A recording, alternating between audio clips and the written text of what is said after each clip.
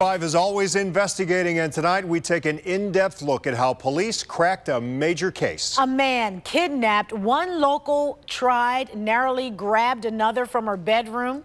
That crime baffled police and the FBI until they used a new tool to solve it. Only on News 5, Tracy Carlos shows you how Justin Christian was caught.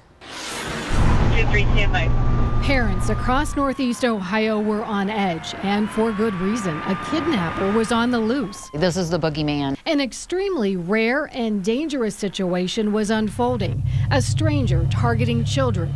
We were really on the verge of being desperate. You might remember this image, a serial predator caught on camera prowling a West Side Cleveland neighborhood.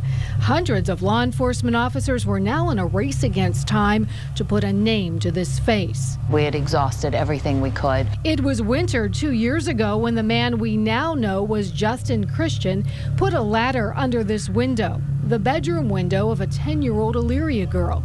He grabbed her. She got to her dad. He chased Christian away with a gun. 3 months later, he was caught sneaking around. A 6-year-old girl was not so lucky. There's no kid safe out there while he's out. He walked into a home and snatched the sleeping child.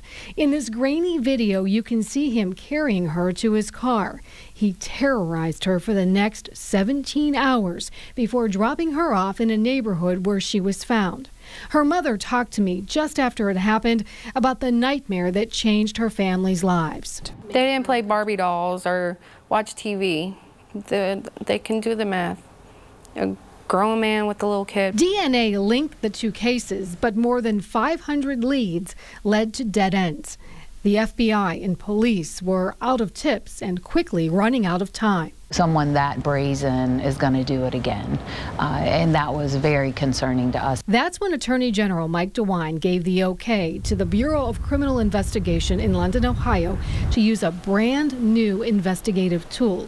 It had only been used in a handful of states and never here in Ohio. We're waiting for that right case. And the superintendent of BCI told me this was that case. We had a good DNA sample, which is important, and the law enforcement had exhausted their leads for the most part in this case. DNA evidence from Cleveland made its way here to BCI in London, where the first familial DNA test in the state was done. Familial DNA testing. It will identify for us the top 100 potential parent children to that crime scene profile and the top 100 siblings to that crime scene DNA profile. It can only be done on men. Diane Garris performed the first familial DNA test. A man passes down the same Y chromosome DNA profile to his son, and that son will pass the exact same Y chromosome down to their son. It helps identify possible male relatives already in the system by providing a list of potential fathers, brothers, or sons of a criminal suspect. When we had a Y profile that matched the evidence, we were quite excited.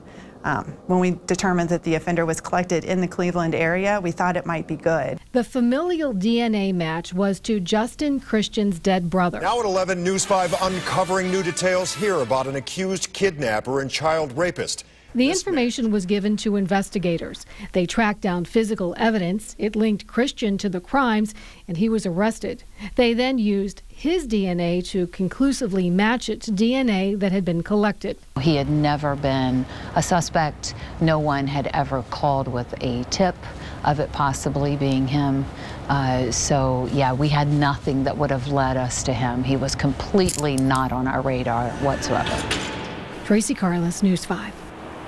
Now, running the familial DNA test does not guarantee a match. That test has been done 3 times in Ohio. Only once has it led to an arrest.